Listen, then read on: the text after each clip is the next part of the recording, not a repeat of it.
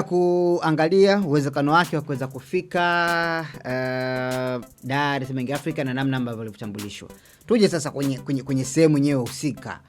Sababu kuna kocha, alafu kuna mfumo wa kocha ambao sasa utaenda kufiti sawa katika falsafa ya club na aina ya wachezaji ambao walikuwa nao. Falsafa ya kocha, namna ambavyo ulivyomfuatilia Godfrey, ni moja ya falsafa ambazo ataweza kuendana na falsafa za Yanga, lakini pia wachezaji waliokuepo katika klabu ya Yanga wanaweza kwenda na falsafa yake ya uchezaji, lakini pia sajili ambazo zilizofeli Yanga pia waanze wapi? Maswali hayo matatu tukianzia hapo. Okay, sawa. Kwa kuanza na falsafa ya kocha, je, itaendana na falsafa ya klabu? Yes. Kwa namna ambavyo nimemtizama coach Double M ana DNA ya tunaita possession based play, yani ile hali ya kuweza kumiliki mpira na kuweza kutengeneza mpira ambao ni mzuri wa kuvutia. Sawa sawa. Huo tunaita position play ama position play. Sawa sawa. Kwa hiyo ni kama watu wawili ambao walikuwa wanatafutana kwa muda mrefu, wakakutana wenye vitu ambavyo vinaoana. Kwa hiyo Yanga walikuwa wanatamani sana kupata kocha ambaye anaweza kuirudisha Young Africans ile ya kuanzia kwenye kampa tena. Sawa sawa. Ile Young Africans ya Nabi anakupiga huku anakubembeleza, yani anakupuliza. Sawa sawa. Ile ya Gamondi, we played like we trained. Sawa sawa. Ile ya Said Lamovic, gusa achia twende kwao. Young Africans ilikuwa imepotea kwenye mfumo wake ambao tayari ishatengeneza bezi ya namna ambavyo wanataka timu icheze. Sasa Mankoba anakuja kufiti kwenye hiyo falsafa. Kwa nini? Kwa sababu ya aina ya namna ambavyo anaamini timu yake iflow. Sawa sawa. Naye anaamini kwenye possession based play, kumiliki. Ili ushinde unatakiwa kwanza umiliki mchezo, utawale. Sawa sawa. Mchezo unautawalaje? Ni kutokana na kuweza kumiliki mchezo kwa muda mrefu. Piga pira biriani, piga pira sapta, piga pira sambusa, watu wa enjoy. Alafu pili tuangalie namna ya kutengeneza matokeo. Kwa hiyo kwenye hiyo ni watu ambao wanakutana sasa kwenye kapu moja, wakiwa na mitazamo ambayo inafanana. Kwa hiyo kwangu mimi hapo naweka tiki, kwa sababu ya aina ya namna nilivyomfuatilia. Ni kocha ambaye anapenda pira biriani pia. Hapo ni kwanza. Lakini swali la pili umesema wachezaji waliokuepo. Wachezaji waliokuepo sasa kunatakiwa kufanyike reformation. Sawa sawa. Kunatakiwa kufanyike mabadiliko. Young Africans kwa muda mrefu wamekuwa wakitumia mfumo wa 4-4-2 Diamond, lakini wakatoka sometimes walikuwa wanatumia mfumo wa 4-2-3-1 kwa Morin mwishoni hapa. Ni mfumo ambao walikuwa wanajenga hasa kwenye eneo la katikati, kuwa na viungo ambao wanapenda kuchezea mpira kwenye eneo la katikati, kuanzia Duke Abuya, Mudathiri Haya, Maxim pia Nzingeli, Pacome Zouzoua pamoja na Alan Okero wanasimama pale, wanatengeneza umbo la Diamond. Sawa sawa. Ila sio kwa coach Mankoba. Yeye mfumo wake ambao anaupendelea ni mfumo wa 4-3-3. Sawa sawa. 4-3-3. Kwenye 4-3-3 nyuma kidogo kuna sehemu ambapo Young Africans wachezaji wana DNA ya namna kocha ambavyo anataka flow. Kocha anamhitaji kipa ambaye ana footwork nzuri. Jigwiji ala anasimama hapo, si ndio? Yeah. Lakini pia kocha anaamini center back, yani goalkeeper na center back ndo the hub of creation ya mashambulizi yake. Sawa sawa. Kwenye build up. Kwa hiyo anaamini kwenye wachezaji wa katikati, center back, wawe na uwezo wa kupiga pasi, tunaita ball playing defender. Yupo pale Dickson Job, pengine atakuwa tayari amesharejea. Lakini Bakari Nondo Mwamnyeto anaingia, lakini pia anaingia nani? Anaingia Ibrahim Baka kwa wakati, kutokana na mazingira ambayo wakicheza double wote, akicheza Baka na nanili na Dickson Job anakupa huo uwezo, si ndio? Lakini anapenda mafullback ambao wana overlap na kufanya underlap, kwa sababu anapendelea sana hawa mafullback wa pembeni wakipanda wafanye rotation pamoja na mawinga wa pembeni kubadilishana nafasi. Sawa sawa? Yao Kwasi anao huo uwezo. Sawa sawa? Zimbwe Junior anao huo uwezo. Sawa sawa? Kwa hiyo hapo tayari kuna sehemu ambapo kocha anapaku anzia kwenye bezi ya nyuma. Kuja kwenye eneo la katikati ndo kunahitaji kuwa na mabadiliko makubwa. Anahitaji viungo wawili kwenye bezi ya midfield, namba 6 na namba 8, wenye quality nzuri ya technically, uwezo wa kiufundi mzuri, sio tu wale wavunja kuni. Sawa sawa? Unataka kunigombanisha na Damaro bana? Mimi ni kati ya viungo ambao nawakubali sana. Sasa yeye kocha anapenda viungo ambao wamebarikiwa kiufundi kwenye eneo la katikati. Kwa mfano, anapenda kiungo wa namna gani? Anapenda kiungo namba 6 na namba 8 wawe na uwezo wa kusoma mchezo muda wote, kwa sababu asilimia kubwa mashambulizi yake huwa yanaanzia pale kwenye progression kwenye eneo la katikati. Lakini pili, anataka kuwa na viungo ambao wana uwezo wa press resistance, kuweza kuhimili pressure kutoka kwa wapinzani pale wanapowapa shinikizo. Sawa sawa? Kwa Young Africans mara chache sana huwa namuona Mudathiri Yahaya huwa anafanya hivyo vitu. Sawa sawa? Kwa hiyo, lakini naye pia kwa sasa hivi tumeona hata mwishoni alikuwa anaingia toka tayari maji ya jioni, si ndio? Lakini ukiangalia Tanzania kwa ujumla, sijaona kiungo ambaye ana uwezo wa press resistance kumzidi James Akamiko pale Azam FC. Nasikia nao wamefanyaje? Wamemalizana. Yeah. Kwa hiyo the option, kama wanahitaji kiungo mwingine wa ndani, wanaweza kaenda ya Azam, wanaweza kamchukua James Akamiko. Nimezungumzia viungo mwenye uwezo wa namna ambavyo falsafa ya kocha anahitaji. Sawa sawa? James Akamiko is one of the best midfielder of course, ndio ni sehemu tu ambayo walikuwepo pengine haina ile value ambayo pengine watu wanaweza kumhype kama ambavyo tunao viungo wengine ambao wapo kwenye hizi timu mbili za Kariakoo, namna ambavyo huwa wa hype. Lakini kwangu mimi one of the best. Lakini endapo kama wanahitaji kuifanyia reformation Young Africans, pia wanahitaji kupata equality. Sawa sawa? Equality midfield. Waende Morocco, waende Algeria, waende South Africa, wakaangalie viungo namna ambavyo wanacheza.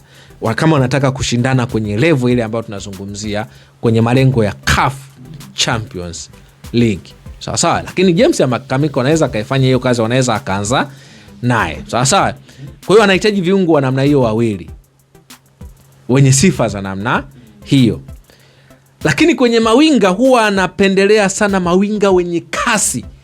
Anairudisha Young Africans ya zamani ya kina Simon Msuva. Hawa mawinga huwa tunawaita ma inside forward. Sawa sawa? Ambaye anaweza akakimbia pembeni, akaingia katikati, akafunga, akatoa assist, lakini pia akawa na uwezo wa kupress kuanzia juu. Sawa sawa? Na ndio maana nimesikia pia tetesi sasa hizi kuna uhitaji wa kwa hapa Bongo, nasikia wanamhitaji Idi Nado, ana uwezo huo. Ila nasikia kuna tetesi wanamhitaji Igili Mgisha, one of the best talent ambayo tumebarikiwa nayo East Africa. Wanamhitaji Glody Leliopo kutoka nanili Kaizer Chiefs. Sawa, ni kati ya aina ya mawinga ambao kocha anawapenda. Lakini pia nisikia bado kuna vita ya Kalexo Makagalo ambaye yule wanajaribu kuvutana na mtani wake Simba. Mawinga wenye kasi, wana uwezo pia wa kupresi, wana uwezo wa kufunga na kutoa assist. Anahitaji namba 10 wa aina gani? Anahitaji namba 10 wa aina hizi mbili. Huwa anahitaji namba 10 ambao tunaita advanced playmaker, kwa sababu kwenye mfumo wa 4-3-3 unahitaji aina ya namba 10 wa namna hiyo. Hawana shida, ingawa nasikia wanamwacha nani Pacome, ila pia wanaye mmoja ambaye ni advanced playmaker ambaye ni Maxim pia Zingeli, ila hakupi guarantee kwa sababu tanki limesha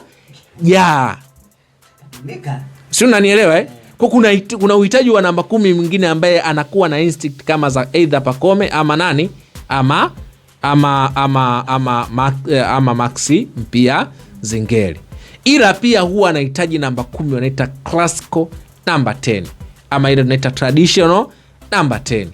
Hawa ndo unakutana na kina Alan Okello, kina Stefan Aziz Ki, yupo nasikia hapa anaengea, si ndio?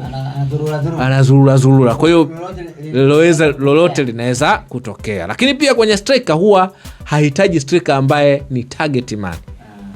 Kwa hiyo shughuli pengine ya Depo pia inaweza ikawa ngumu kwenye. Sasa yule aloaga mashindano ndo ilikuwa type ya kocha namna ambavyo anataka striker anapaswa awe.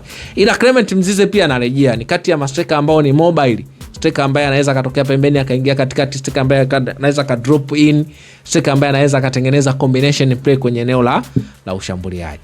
Anahitaji mastriker wa namna hiyo. Kwa Dube ilikuwa ni wakati sahihi kwanza kuondoka. Naam? Dube ni wakati sahihi kwanza kuondoka kwa chana Yanga. Inawezekana makubaliano ya pande mbili, kwa sababu si mkataba ulikuwa umeisha na Yanga. Inawezekana Yanga ilikuwa ni ngumu kumuongeza mkataba, ama inawezekana ofa aloipata kwa tetesi ilikuwa ni kubwa kuliko ya Yanga ambao wameiweka. Lakini inawezekana pia Dube ameona ni wasaa sasa wa kwenda kumalizia soka nyumbani kutokana pia na ofa ambayo aliipata kule ambako alikoipata. Kwa kwangu mimi kwenye uchezaji of course Dube alikuwa na mchango mkubwa sana kwenye ground kuisaidia Young Africans mpaka hapa ambapo imefika. Pamoja na kuwa na changamoto ya yeye mwenyewe kufunga, ila alisaidia sana Young Africans kupata magoli. Umemzungumzia Pacome hapo. Yes. Kwa kauli ya msemaji mwenyewe alisema kwamba ana mkataba bado na Yanga. Yes, ana mkataba. Mtaja hapo kwamba wewe naye akapanga likapita. Yes, kuwa na mkataba ni jambo moja, lakini je, kutumikia huo mkataba ni jambo lingine kutokana kwanza na injury ambayo amekuwa nayo. Lakini pamoja na injury Pacome pia amekuwa na in and out nyingi msimu huu. Yamesemwa mengi sana juu yake kwenye msimu huu. Kwa hiyo binafsi ilikuwa iko vile, pengine hata hayo majeraha ambayo ameyapata pia inawezekana pia ikawa ni way forward ya Young Africans kuweza kwa sababu atakaa hapo atamalizia mkataba wake, lakini mwisho wa siku akisharejea atarudi vile ambavyo alivyokuwa, lakini pamoja na mazonge ambayo alikuwa nayo hata kabla ya kuumia. Sawa, tumalizie sasa kwenye hili hapa Godfrey. Namna ambavyo sajili za Yanga sasa.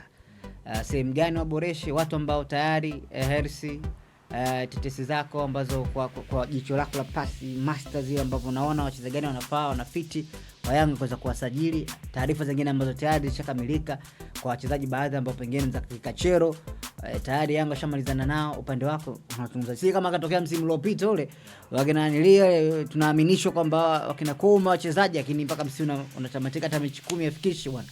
Yes, Young Africans sasa hivi kuna kauli juzi nilimsikia Alikamwe anasema kauli za wachambuzi huwa hazieleweki. Yaani ligi inavyoendelea watakwambia Young Africans imedrop performance.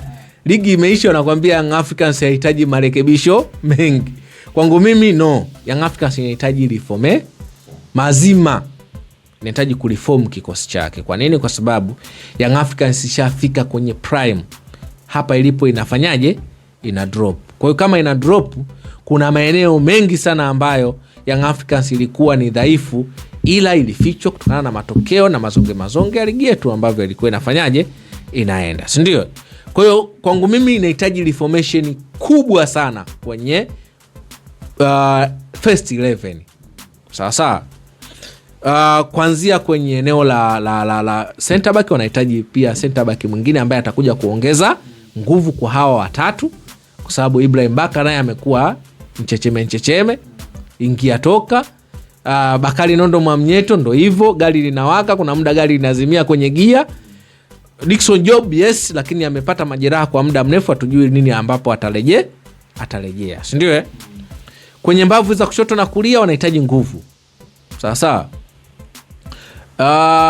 Mohamed Hussein hana cha kuprove, ila naye ameshafika mwisho. Sasa kwa anahitaji backup ambayo itampa challenge pamoja na Yao Kwasi. It's one of the best light back. Sasa lakini pia naye anahitaji mtu ambaye wakuweza kumchallenge. Alikuwepo Dickson Israel Mwenda, yes, lakini alivorudi mazonge hayupo. Yupo sasa hivi Kibwana Shomari ambaye hampi changamoto pia, ila nimeona mwishoni amekuwa akimwamini Mohamed. Sasa kwa character za kocha hahitaji tena tabia za mchezaji aina ya Kibwana Shomari. Kwa hiyo wanapaswa kuingia sokoni kumtafuta mtu ambaye anaweza akamchallenge Yao Kwasi Atola. Sawa. Kwenye midfield ndio kunahitaji reformation kubwa sana. Yaani hawa wengine wawe maingizo sasa. Sawa. Sijamaanisha kwamba sio bora. Kwa mfano, ni kati ya viungo bora sana kwenye ligi huu msimu huu. Duke Abuya ametoa performance bora zaidi kwangu mimi, hata nimemweka hata kwenye ile mashindano ya MVP kwa sababu amechangia sana mazingira ya Young Africans kupata matokeo. Pamoja na Mudathiri ila wamechoka. Sawa. Kwa hiyo inahitajika reformation, lakini kutokana pia na aina ya falsafa kocha anataka wachezaji wenye quality ya namna gani kiufundi. Sasa yani unaweza kuwa bora sana lakini kiufundi unahitajika au hitajiki. Yani unaenda kudumbukia kwenye kapu la kocha au endi kudumbukia, mwisho wa siku ubora wako unakuwa wewe tu, lakini mimi haunisaidii kwenye namna timu ambavyo nataka iflow. Sawa. Kwenye winga ndo hapo sasa wanatakiwa warudishe sasa ile Young Africans ya kipindi kile. Sawa. Yu ndo hapo nasikia wanamhitaji Glody Liliopo. Umeona ni kati ya mawinga ambao wana kasi. Tunamkumbuka Tusila Kisinda. Yes, naye ni Mkongo pia, bahati nzuri. Kwa ni kati ya mawinga wa namna hiyo. Lakini upande mwingine wanamhitaji Gilimgisha. Najua unaijua bara lake. Umeona pia wanamhitaji ule winga ambaye wana bato na mpinzani wake Simba Kalexo Makogalo. Kwa hiyo ni kati ya mawinga ambao wanawahitaji, lakini pia unaweza kukaa nao, lakini pia unahitaji pia na balance, ndio maana wanamhitaji pia Idi Nado. Sawa. Kwa hiyo wanahitaji watu wa namna hiyo. Striker wanahitaji pia kuingia sokoni kutafuta mshambuliaji mwingine. Kwanza kuziba pengo la principal, lakini kuwa na qualities ambazo kocha anamhitaji. Kuna yule wa polisi yule wa Kenya, usije sana yule forward wao. Yule ni big no. Nasikia pia imebidi pia nao warudishe panga kwenye yala. Sababu watu wali wananili sana. Waliwakosoa sana. Yes. Yule wa polisi ni mchezaji, lakini je, mchezaji anafaa Jangwani au ndo isije ikawa yale. Mechi 10 goli moja washabiki umeona. Kwa hiyo nadhani wamerudi nyuma, wanajaribu kutafuta aina ya mshambuliaji mwingine pengine ambapo kocha anaweza akatoa mapendekezo, kwa sababu wanasemaga ukija na kocha kutoka sehemu fulani pia huwa anapendelea pia kuja na wachezaji wake ambao anawataka. Kwa hiyo pengine tunaweza tukapata surprises zingine nyingi. Bwana, vipi kuhusiana na Simba bwana? Faisal baada ile finali ya CRDB Federation tukaona vile mazungumzo baadaye tena za ndani ambazo napata mara si Faisal huenda wana tayari mazungumzo yameanza na Simba, huenda wanamtaji mchezaji mwenyewe pia anatamani kuweza kuondoka kapata challenge nyingine, hasa timu zenye uhakika wa makombe. Unajua kuna muda unaweza kupata pesa, lakini kuna historia ya maisha yako ya mpira pia, kwa sababu siku utakuwa na pesa, lakini kama mchezaji karia yako umefanya nini mwenyewe kwenye kutengeneza rekodi zako, pia unaweza kuwa umeshindwa. So unaona dili la Faisal na Simba likifanyika muda wote, au tukashuhudia pia Faisal akicheza katika jezi nyekundu, nyeupe na blue? Ni kama watu wawili ambao pia wanatakana kwa muda mrefu. Yani kila mmoja anamhitaji mwenzake, lakini mahitaji yao sasa hivi yamefika kwenye climax. Yani kila mtu anamtamani mwenzake. Kwa nini matamanio ya Faisal sasa hivi yameongezeka zaidi?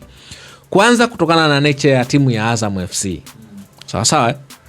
Timu ya Azam FC bila kuikosea heshima wamefanya yaliyo yao, wamewekeza kwenye mpira wa ligi wa Tanzania kwa kiwango kikubwa, lakini bado klabu haijafika kwenye ile level ya wachezaji kuanza kuwa challenged na kutengeneza competition na hizi klabu mbili za Simba na Yanga. Changamoto inaanzia hapo. Nikutolee mfano. Kwenye misimu mitatu ambayo Faisal Salum akitumikia Young Africans, sawa, kama angekuwa anaitumikia Simba ama Yanga, Faisal Salum angekuwa MVP zaidi ya mara 3 mfululizo ama mfungaji bora misimu yote. Sawa. Kwa nini? Kwa sababu ya influence ya hizi timu mbili ambazo ziko nazo. Sawa. Niamini mimi, Beni, msimu huu Faisal Salum alikuwa anaenda kushinda kiatu cha dhahabu, ila watu waliingilia kati dili kwamba wewe bwana sio wa kupata hiyo. Si unanielewa unanielewa ninachozungumza Kwa hiyo hicho pia nacho kimekuwa ni moja ya chanzo ambacho kinampush Faisal Salum kumhitaji pengine mnyama, na mnyama pia naye pia amekuwa na mhitaji zaidi amehitaji Faisal Salum, kwa sababu kuna sababu pia ambazo pia mnyama naye amezikosa kwa muda mrefu zaidi ya miaka 3. Simba wamekosa icon wa timu. Sawa. Yani ukifumba na kufumbua pale icon wa timu ni nani? Chama hamna, Aura hamna, Maema hamna, sawa. Libase hamna. Ameibuka sasa hivi bora, nimeona mara nyingi Yusuf Kagoma, lakini hana hiyo. Yani watu hawamwimbi, kazi anapiga lakini watu hawamwimbi. Yes, umeona wamekosa mtu ambaye anaweza akasimama akaenda kukompiti na wenzao. Wamekuwa wakibadilisha tu kutoka Maele Aziziki Pakome Alan Okello, chuma kimetua sasa hivi Alan Okello, chuma kingine tena kinaongezeka Aziziki. Kwa hiyo unaona hicho kitu, ndio maana wanamhitaji mtu ambaye wakimweka pale, kwa mfano ukitengeneza tu, wakifanya tu usajili wa Faisal Salum, sio tu mchezaji, lakini wanasajili mtu ambaye anakuwa icon wa timu kuweza kushindana na mpinzani. Ndio pale unakumbuka kulikuwa na beto ya ufungaji kipindi kile cha Antibazonkiza na Fiston Kalala Maele. Ilikuwaje? Si unanielewa hivyo ndio inavyotakiwa. Umeona? Sasa Faisal Salum ana kila sababu ya kutoka kule. Anahitaji pesa, muda mwingine unaweza kuhitaji, lakini kuna vitu vingine vinahitajika zaidi kwenye maisha kuliko pesa. Sio kila kitu, lakini yes, pesa sio kila kitu. Ndo venyewe sasa Faisal Salum anavitaka kutoka Lunyasi. Kwa hiyo nilisikia mimi mwenyewe, nimezipata za ndani kabisa kwamba jamaa ana push kuondoka, ila kwa sababu unajua Faisal Salum kwenye kuondoka kwake Azam kuna vipengele vingi sana ambavyo vimebana. Kwa hiyo ili aondoke vizuri salama bila bugdha, na Azam FC wenyewe walisha clear hiyo kwamba sisi mchezaji akihitaji kuondoka mwenyewe sisi tunamwachia, tunakuwa hatuna shida. Kwa hiyo hicho ndio anataka kukitumia Faisal Salum. Lakini tukija kwenye swala la vipengele vya mkataba, bado kuondoka kwa Faisal Salum pengine ni mpaka amalize mkataba kama Azam akikaza, kwa sababu uvunjaji wa kipengele chake kunaenda kumnufaisha upande wa pili. Kwa upande wa Simba unaiona vipi matengenezo, urekebishaji, aina msimu ambao unaofuata, na wao waanzie wapi? Kwa sababu kumtegemea Chama nao unajua gari la jioni tena lile, anaweza akaendelea kuimprove hasa katika michuano ya kimataifa, kwa sababu ndani sidhani kama kuna ushindani tena. Simba pia nao wanahitaji maboresho. Sawa, wanahitaji maboresho, ingawa maboresho yao yalikuwa mengi kwenye msimu wa dirisha dogo. Sawa, ila wanahitaji maboresho kulingana na nature pia ya mahitaji ya coach Steven Becker. Na unaona amekisoma kikosi chake, amejua udhaifu wake, amejua nini ambacho anakihitaji, nini ambacho anaweza kaenda nacho kuweza kushindana kuanzia kwenye mashindano ya ndani mpaka ya nje ya mipaka ambayo tunazungumzia kwenye CAF Champions League. Sawa, kwangu mimi Chama anahitaji backup. Watu ambao walikuwa nao Neo Maema Enos Ruemba na Morris Abraham, yes, wana instinct tofauti, lakini hawampi quality ambayo, pamoja na Chama kuzeeka, hawampi quality ya Chama. Kwa kuna uhitaji wa mtu ambaye anaweza akaenda kuweza kuboost ama kuweza kusimama sasa kumbackup Chama kwenye eneo la namba 10. Sawa. Lakini wanamhitaji striker pia. Wanatakiwa kuwa na striker kiongozi. Baada ya kuondoka Jonathan Soa, wamekosa striker kiongozi kwa muda zaidi ya term nzima. Wamekuwa na Selemani Mwalimu, amekuwa in and out, lakini bado alikuwa anakupa nini? Alikuwa anakupa magoli pamoja na kuto kupata nafasi kwa muda mrefu. Lakini wanamhitaji yule striker ambaye anaweza kukuhakikishia magoli muda wote, wakati wote. Then Selemani Mwalimu anasimama kama option pengine, ingawa pia naye sio mchezaji wa kwao. Nasikia bado Steven Becker ana push kama kuna uwezekano wa kuendelea kupatikana, basi asalie, kwa sababu ana umuhimu wake kwenye timu na ana mchango wake mkubwa tu. Sawa. Lakini pia nimesikia kuna marekebisho pia ya center back. Nasikia Rushen Deluk kuna injury alipata mwishoni hapa, ila imeonekana atakuwa nje kwa muda mrefu. Nasikia kuna center back mmoja kutoka Ivory Coast amenaswa. Lakini pia kuna kiungo ambaye nasikia pia kuna tetesi ambayo tayari zimeshakamilika, Jabal kutoka Nigeria, ambaye alishafanya kazi na nani na Steven Becker. Ana uwezo wa kucheza kama namba 8, ana uwezo wa kucheza kama namba 10, ana uwezo wa kucheza winga zote mbili. Kwa hiyo ana hiyo instinct. Na huyo ambaye wananyang'anyana mpaka sasa hivi haijaeleweka ameenda wapi, ingawa wengi wenye ufabrizo wanatuaminisha kwamba asilimia kubwa wameshamaliza mnyama ambaye ndo Kalexo Mwakagala. Wanahitaji pia backup kwenye hizi mbawa zao kushoto na kulia, mbavu nazungumzia hizi fullback. Sawa. Nasikia kuna tetesi Anthony Mligo anaweza kumtoa kwa mkopo, akiwa anabaki Nixon Kibabage. Wanamhitaji beki mwingine ambaye anaweza kumchallenge Nixon Kibabage. Kuna tetesi kwamba wanamhitaji Ibrahim Moro kutoka Singida Black Stars. Mbavu ya kulia nasikia wameshamalizana na Nathaniel Chilambo. Mimi kati ya fullback ambaye nimekuwa nikimhusudu kwa muda mrefu akiwa na karia bench. Sawa. Ni kati ya mafullback bora sana kwenye ligi kuu Tanzania bara ambaye alikuwa hapati nafasi. Kwa hiyo hapo nadhani kuna kuwa na mazingira ambayo, lakini kwenye goalkeeping nasikia pia wako kwenye harakati za kumpata mapema. Unajua kwa nini? Kwa sababu Simba wanaenda kwenye mashindano ya Kagame. Wanataka kuyatumia haya mashindano kama pre-season, hicho cha kwanza, kwa sababu walishaklia kwamba wao pre-season yao ya msimu huu hawataki kwenda mbali. Wanataka kutengeneza mazingira ya kufanya pre-season ndani ya mipaka ya East Africa. Kwa hiyo ilipotokea chance ya kupata mashindano ya Kagame, haikuwa ngumu kwao kukubali, kwa sababu waliamini hiyo ndio moja ya kitu ambacho kitawapa platform ya wao kupata mechi za kiushindani kwenye pre-season wakiwa Rwanda. Sasa kwa hiyo wanahitaji kukamilisha deals zao mapema, ili once ambapo mashindano ya Kagame yanapoanza wawe na jeshi lao kamili, ambalo kocha sasa ataanza kupanga mikakati na namna ambavyo ya kuanza kuataki msimu mpya wa 2026 2027, kuanzia kwenye kombe la ligi, kwenye CRDB Confederation Cup pamoja na NBC Premier League na kombe la CAF Champions League na vikombe vingine ambavyo vitaingia hapo katikati, ikiwemo na chenyewe ambacho tena kimeingia hapo ambacho ni Kagame Cup. Bana, shukrani sana Godfrey. Kuna kitu pia nilitamani nizungumze Beni. Tulimzungumzia Double M.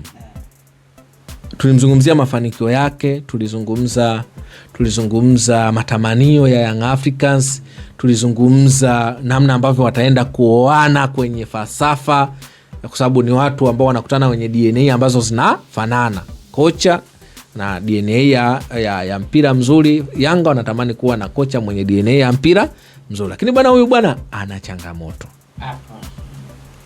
Sasa kwa mujibu wa jicho la Passmaster Scout Report, msimu jana alikuwa na Green Arrows pale South Africa, ambaye ilimaliza nafasi ya ngapi?